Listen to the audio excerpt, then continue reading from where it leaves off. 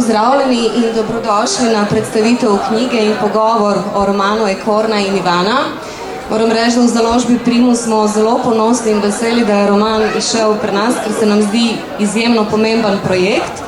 Roman sta napisala Dušan Enova, torej klinični psiholog, fizioterapeut in pa predsednik društva za pomoč z umetnostjo Lotis, in pa Vanja Ostarc, ki je že diplomiral na primerjalni književnosti Univerze v Ljubljani, zdaj pa že nadaljuje magisterski študij, piše kratko prozo, pa še kaj, ne?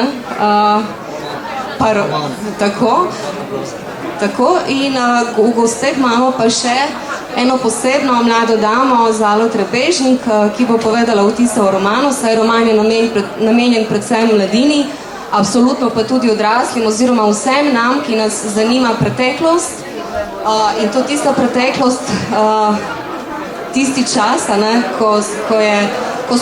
ki so jo še, no, Dušan, da ne bom zdaj vsega razkrila. Skratka, zgodba o Ekorni, boginji barja, Ljubljane in vode, je zgodba o naši pramateri, ki so jo staroselci na našem območju častili še pred prihodom Rimljanov. Zgodba torej obuja spomin na pomen, vlogo in vpliv ženskega načela v najširšem smislu. Rdeča nit romana pa je slika Ivane Kobilica, Slovenija se klanja Ljubljani. Zgodba je sicer domišljijska in dogaja se v vzporednih vesoljih. MOL je letos konec avgusta okronala dolgoletno željo in pobudo Dušana Enove, tako da je postavila kip ob Ljubljanici in Ekorni vrnila naziv zaščitnice Ljubljane, barja in vode, kar je bila še pred 2000 leti. Dušan, odkot ta strast do boginje in angažiranost pri prebujanju spomina na njo? Ja, se slišimo? Sem noter. Vse slišim. Ja, dobro. No, gledajte, veseli me, da sem med vami in ja, kako se je to začelo, odkot ta strast? Moram povedati, da že dolgo delam z bolniki in zlasti z bolniki po srčnem infarktu in tudi že dolgo vem, da srce ni samo črpalka, mišična črpalka, ampak ima mnogo živčnih niti povezanih z čustvenimi deli možganov in srce dobro ve, da živimo v časih, ko primanjkuje avtentičnega, sočutnega medsebojnega sodelovanja in to srce občuti in počasi nekako tako tudi drugi deli telesa počasi začnejo potihoma govoriti ne. In moja ideja je bila, da najdem nek simbol, ki bo obrnil vse to, obrnil ta trend te civilizacije in da bo priklopil, ponovno dal vrednost arhetipu, simbolu pravičnega sožitja med ljudmi in to sem našel pred skoraj 10 leti, je bila ta pozabljena ljubljanska boginja Ekorna in sem našel simboliko v njej in to me je, začutil sem poslanstvo, da to obudim in to se je tudi med ljudmi, to vedenje o tem in to je nekaj, kar me je res leta gnalo nekako naprej in sem dosegel vse to, kar tudi lahko vidite na tem prikazovalniku. Letos so MOL, Mestna občina Ljubljana, je postavila kip Ekorne, se pravi, Ljubljana ima zopet svojo zaščitnico, Ljubljane, barja in vode, pa ta Ekorna svojo simboliko ni samo pomembna za nas tukaj v tem območju Ljubljane, ampak za celo Slovenijo, pa tudi za Evropo. In tukaj, recimo, pogledajte to sliko, gor boste videli, to je zemljevid Evrope, ampak malo simbolike v tem, vse se bo še nazaj obrnil. Toliko za enkrat. Roman je, v bistvu ta zgodba o tem, kako je nastal roman, je tudi zelo zanimiva. Namreč Dušan je kot pobudnika zasnoval osnutek knjige, potem je pa iskal nekoga, ki bo zgodbo znal tako lepo literarno razširiti in jo umestiti. In pri tem mu je pomagal Vanja. Lahko mogoče poveste kaj o tem, kako je potekalo to sodelovanje? Vanja, mogoče tvoja izkušnja? Torej, kolikor sem jaz razumel, je Dušanu bil potreben pisatelj, ki bi zgodbo spravil v takšno obliko, kakšen je roman. Dve literatki je kontaktiral, ampak nista imeli časa, se nista v tem primeru obnesli in potem je napisal na Facebook meni sporočilo, če bi bil pripravljen sodelovati pri pisanju romana. In jaz sem bil ravno v tistem obdobju absolventa, ko sem imel malo več časa kot ponavadi in sem si mislil, zakaj ne bi potem pisal v duetu. Se odločil, da bom šel v to. In potem sva začela pisati, vmes sem si mislil, če ne bo mi slučajno šlo potem tole v projekt, potem bomo pustili. Ampak ne, odvijalo se, Dušan mi je pošiljal preko dokumentov osnutke, ki so recimo dveh strani, ki sem jaz potem razgrnil na 30 strani in se potem pustil v svoji domišljiji prosto pot. Vmes sem moral tudi kaj zreducirati, vmes tudi pripraviti, ker če sem recimo kaj neprimernega tudi zapisal, potem sem moral to popraviti, ampak na koncu je potem projekt uspel. 1 leto je bilo kontinuiranega dela, približno 4 ure na dan in potem je se roman končal s 500 stranmi. Mislim, da tudi jaz sem to sam čutil kot neke vrste oseben dosežek. Pisal sem ravno v obdobju, ko sem imel ustvarjalno krizo. Vse, kar sem napisal, nisem mogel ničesar dokončati, ampak to sem pa dokončal. Jaz mislim, da verjetno vam je pri tem tudi boginja Ekorna pomagala, ker sožitje je bilo absolutno prisotno in je stekla zadeva. Definitivno. Dela je bilo veliko tudi in brez pomoči ne bi mogel spraviti v take oblike. Oba mislim. Tukaj moram definitivno nekaj poudariti, morda na prvi pogled zgleda, da sem jaz izvajal en diktat ali da sem bil nek diktator, ki je prisilil mladega kolega, da dela namesto mene, ker jaz pač pisatelj nisem. Res je, da je bilo za 4 poglavja od 13 sem mu dal praktično popolno svobodo. Tu se je njegova pisateljska in domišljijska nit vrtela, res je bilo, rečemo, kot je rekel, 3 strani, on je na 30, se pravi 10-krat povečal, ali tudi 15-krat. No, v ostalih delih pa je bilo to osnutek, je bil moje dosti daljši, veliko je bilo opisovanja in tudi dialogov in res sva se ujela in on je takrat, pa seveda mu ni bilo treba tako garati, ali pa to sploh ni bilo garanje, je za 3-krat ali pa 4-krat je to razširil in delala sva pa 1 leto počasi. No, in bil je to izreden užitek za naju oba, kajti, če vam iskreno povem, jaz sem komaj čakal, da sem dobil njegov izdelek, se pravi, moj osnutek je prišel kot izdelek končnega poglavja določenega in jaz sem to čakal, tako se veselil kot, ne vem, smo včasih se veselili tistih toplih žemelc, in smo že, ne vem, na dopustu maturantskem izletu smo šli že ob 3 zjutraj, na Ižu smo čakali, kdaj bo to. Ja, no, tako, bilo je res izreden užitek in je pa nekaj, kar je to malo verjetno. Vprašal sem tudi mojega prijatelja Ferja Lajnščka, a je to sploh možno, da bom dobil koga, da bo sodeloval z mano, da bo v duetu pisala. Je rekel, možno ja, ampak malo verjetno in zaupati je bilo treba. Ja.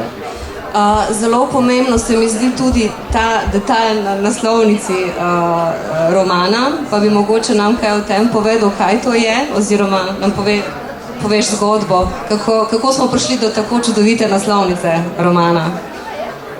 Ja, gledajte, če si boste ogledali 15-minutni videofilm, na Google napišite YouTube pa Ekvorna, boste 15-minutni videofilm otvoritve odkritja kipa Ekvorne na Galosovem nabrežju in tam pove voditelj, da je komisija za postavitev spomenikov obravnavala moje predloge večkrat.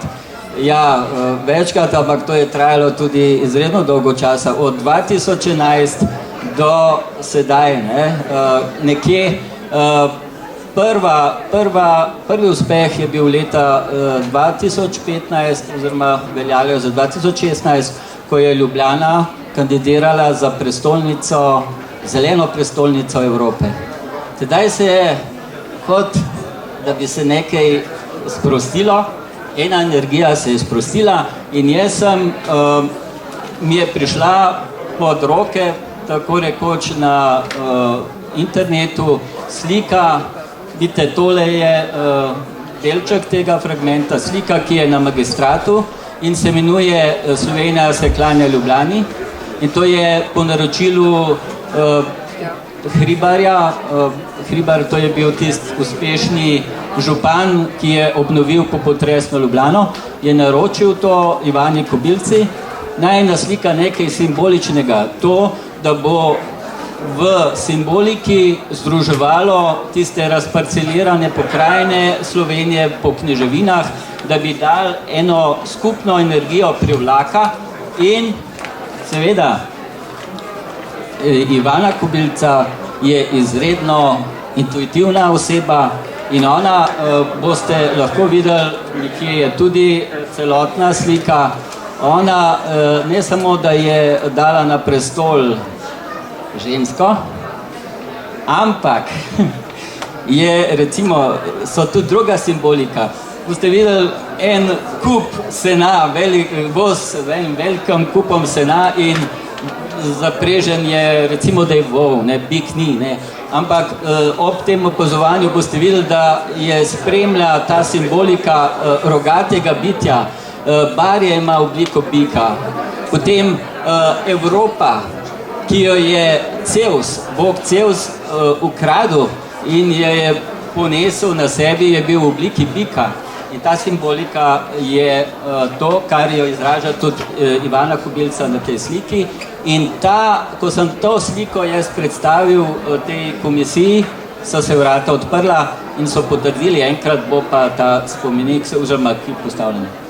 In tudi bistveno je to, da ta slika je tudi izhodišče za celotni roman, ki se dobil sem, ne, na osnovi tega sem dobil ideje za celotno dogajanje.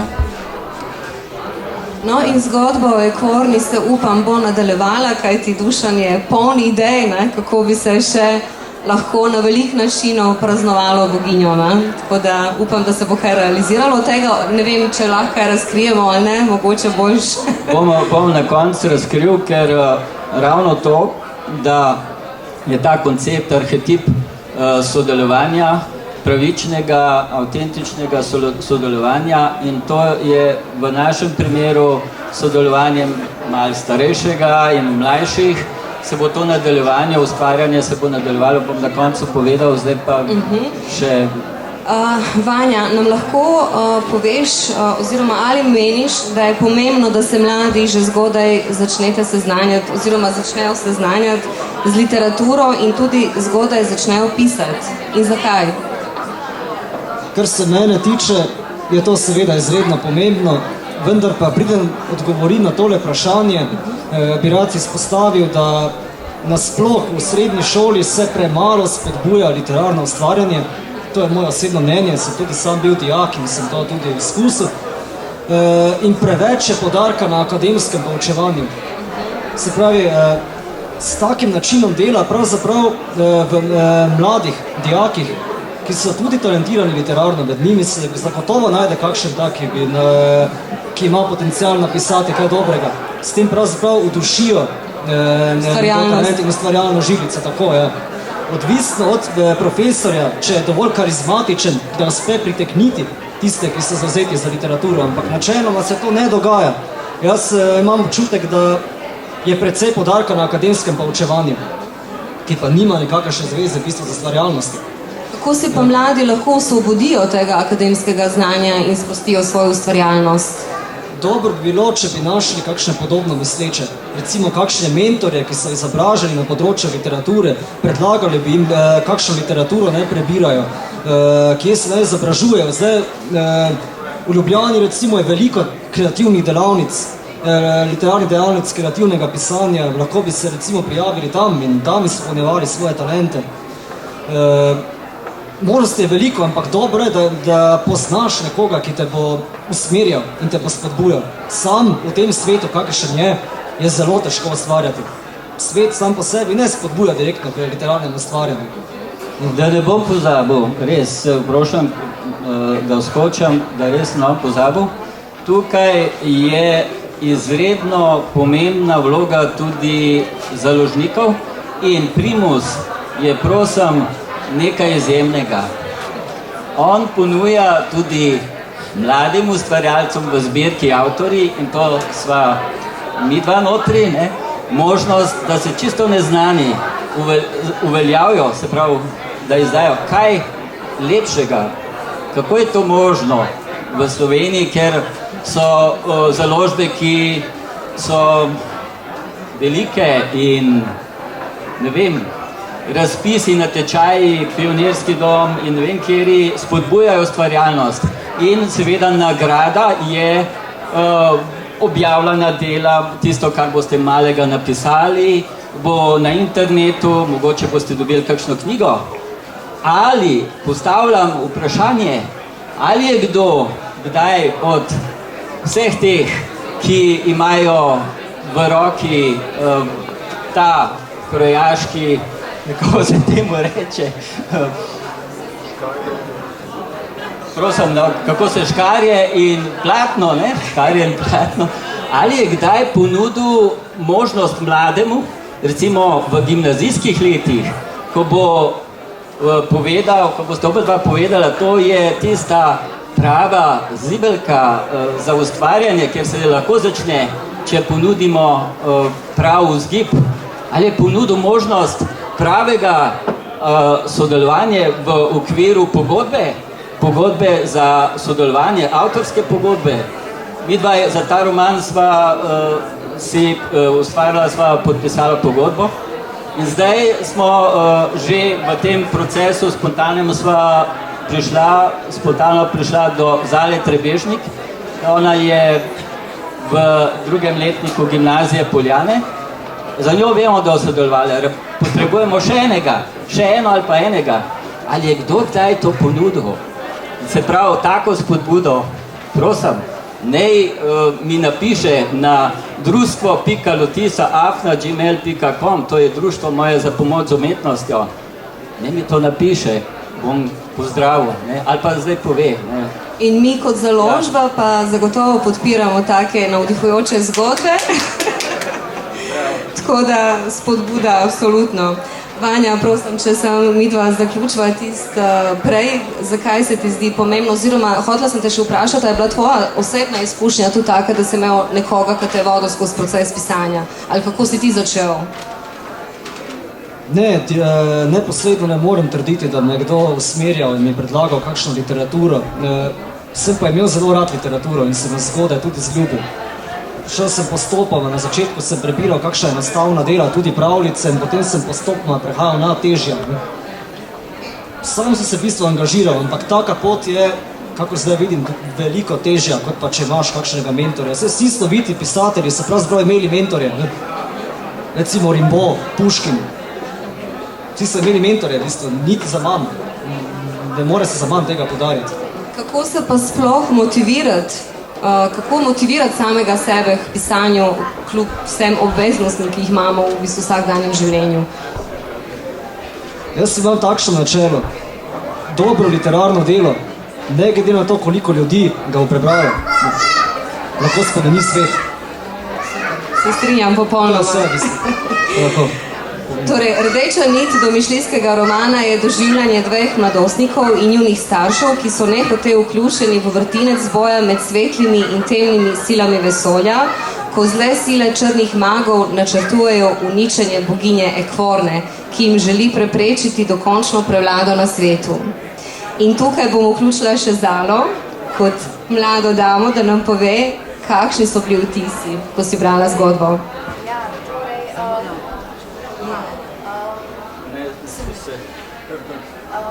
Torej, jaz bi rekla, da knjiga je zelo zanimiva. Ne sliši se, ne sliši. Knjiga je zelo zanimiva, simpatična, res je pravi užitek brati. Zahteva pa sicer nek višek koncentracije, ker je zelo koncentrirana v informacijah. Rekla bi sicer, da se vidi, da je za mladostnike. Mislim, da tematika knjige, predvsem pa ta način dojemanja sveta, ki je izpostavljen v knjigi, je, mislim, da zelo blizu mladostnikom, oziroma je zelo zanimiv za mladostnike. Tako da, ja. Je bila to tudi zate mogoče neka spodbuda, recimo glede na to, da je Vanja sodeloval pri nastanku romana, da tudi sama kaj napišeš mogoče? Ja, definitivno, mislim, jaz se s pisanjem, pišem že sama dost in to je bila neka pač priložnost, ki je bila res ponovljena in nisem je ravno pričakovala, ampak sem zelo hvaležna za njo. No, mi smo tudi hvaležni, da si bila danes z nami. Mogoče samo še za konec še povesta v bistvu vidva, kakšen je namen oziroma, ja, kakšen je namen romana, ne? Kaj želimo doseči z romanom Ekvorna? Torej, kolikor jaz razumem, ko sem tudi ustvarjalec tega romana, soustvarjalec, je pravzaprav svet, ki je poln pravzaprav bolezni in poškodb, ga ozdraviti. To seveda ne gre na enem zamahu, to je treba seveda postopoma se treba temu posvečati, ampak že, naj se sliši klišejsko, ampak je še kako reči, že ena prijazna beseda ali pa dejanje ali pa pogled pripomore k temu, da bo lažje živeti v svetu takšen, kakršen je. Sčasoma se bo to zgodilo. In to pravzaprav spodbuja Ekvorno. Vzajemno ljubezen, ki bi se morali pravzaprav vsi držati. Ne pa, da jo ponižujemo in ne postavljamo za klišeje. Zato zagotovo priporočamo branje romana in navdihovanja k temu, a ne? Pa tudi mogoče preživljanje časa na Galosovem nabrežju ob Ekvorni, ne? Tam zagotovo bo tudi kar nekaj navdihov, ne? Dušan, ti si želel še povedati nekaj skrivnosti na koncu? Ja, namreč to, kar sem že načenjal, da bomo z tem ustvarjanjem v družbi, v skupini mladostnikov, bom nadaljeval in to bo ena izmed udejanjanja tega arhetipa pravičnega sodelovanja, sožitja in na področju umetnosti. In tako kot sem že omenil, da bomo skušali spodbuditi šole, se pravi gimnazije, srednje šole, pa tudi osnovne šole, se pravi tisti zadnji letnik osnovne šole. Namreč ta roman sodimo, da je nekje od 14. leta naprej, se pravi 14+. Tukaj bi bilo res dobro, da še ne pozabim, namreč mojo pravljico Ekvorno, koliščarsko pravljico, je napisal recenzijo profesor, znani čudoviti profesor Igor Saksida. In seveda sem si želel, da bi tudi on to, ampak potem smo ugotovili, da on pravzaprav je, njegovo področje je osnovnošolsko, se pravi nekje do 14. leta. In sedaj bo to recenzijo, ki je gotovo dobrodošla in potrebna za strokovne kadre v šolah, bo napisal profesor na Filozofski fakulteti na oddelku za primerjalno književnost, profesor oziroma docent Alan Albin Šepca. On bo to, je obljubil, bo to napisal in kot sem rekel, bomo dobili še eno sodelavko ali pa sodelavca iz poteka tega natečaja. Ampak se ne bomo ustavili pri tem. Hodili bomo po šolah, po knjižnicah in spodbujali mlade, da dajejo ideje v smislu kreativnega brainstorminga, nevihte možgan, da iz posameznih delov Slovenije da dajo ideje za like v nadaljevanju romana.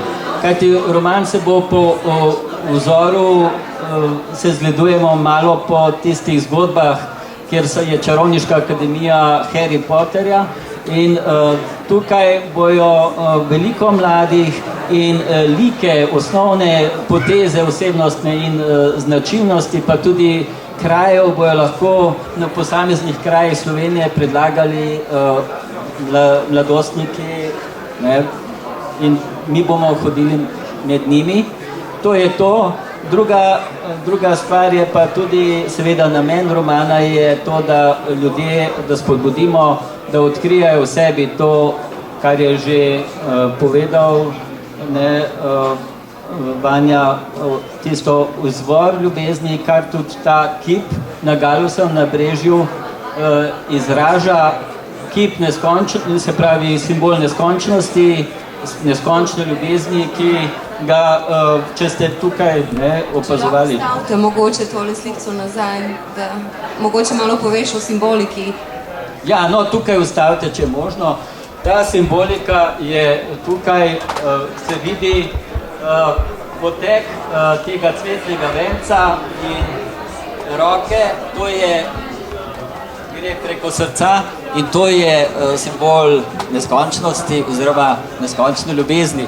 In kaj drugega nam v resnici manjka, kot samo to, da to vsak pri sebi odkrije in potem začne delati na sebi, na svoji osebnosti, da razvija svojo osebnostni razvoj in potem bo resnično boljše na svetu.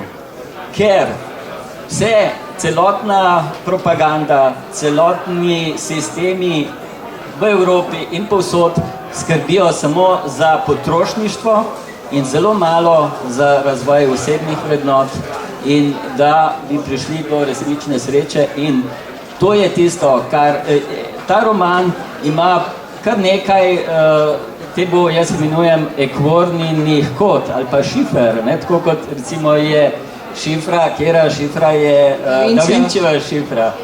Ima tudi ta roman, ne? In če koga zanima, kakšen namik mu lahko potem, zdaj me ustavi, imam tudi eno presenečenje, tako, ne, prijetno presenečenje kot neko nagrado. Pravzaprav to je tisto, kar sem hotel še povedati. In zaključek. Ja, jaz bi mogoče samo še, ne vem, zaključila, da ravno ta spodbuda, ki jo boste zdaj po srednjih šolah nekako izvajala, je mogoče pravo zdravilo za današnjo družbo, osvobajanje ustvarjalnosti nas lahko odreši, na nek način. Bi se strinjala? Definitivno. Ok, jaz vas vabim, da se nam pridružite mogoče še na našem razstavnem prostoru, ker lahko Dušanu zastavite še kakšno vprašanje. Absolutno vam priporočam branje knjige ravno zdaj v tem času, ki prihaja, ko bi v bistvu lahko preživljali čas na malo drugačen način in mogoče nas k temu spodbudi branje romana Ekvorne in Ivana. Torej ta potrošniška materialna mrzlica, da jo majčkeno odmaknemo na stran, pa se mogoče bolj poglobimo v tiste bistvene stvari in to je pa povezovanje, ljubezen, sočutje. To potrebujemo. Ja, a še dela? Se še sliši? Ne vem, jaz ne sliši. Pisali smo roman tako, da ga težko date iz rok, ne? In to so potrdili, je Zala potrdila, da ponovadi pri 60 strani šele postane zanimivo tukaj takoj. In tudi starejši so brali, so rekli, težko daš knjigo od rok. Imam tudi nekega, ki ga nekako ne smem izdati, ker je znana osebnost, je starejša oseba, 70 let, in ko je prebrala, ta oseba mi je v službo klicala in mi čestitala za čudovito zgodbo o Ivani Kobilci. Ne vem, če smo poudarjali to, Nismo, sem ravno razmišljala. nastopa Ivana Kobilca, to je prvi roman o Ivani Kobilci, pomislite. In ne veste, koliko sem moral ur se pogovarjati z sorodniki, da so sprejeli to, da nastopa ena domišljijska Ivana Kobilca, ki pa seveda je dovolj veliko tudi njenih se pravi zgodb in razmišljanj iz življenja realne Ivane Kobilce. Pa ni samo Ivana Kobilca, je tudi Jože Plečnik. V nadaljevanju bo imel večjo vlogo Jože Plečnik. Potem je njegova prijateljica, Emilija von Emily v tem romanu, ki je poudarila, da največja, ne, in to je smisel življenja nekje, da največja ljubezen je ta prijateljska ljubezen, ne, in to je ona z Plečnikom imela. In potem še kdo, ne, tako bo nastopal. No. Skratka, omemba vseh teh pomembnih likov v romanu nekako kar buri domišljijo, ne, o tem, kakšne osebnosti so bile pravzaprav, a ne. Tako da absolutno priporočamo branje romana.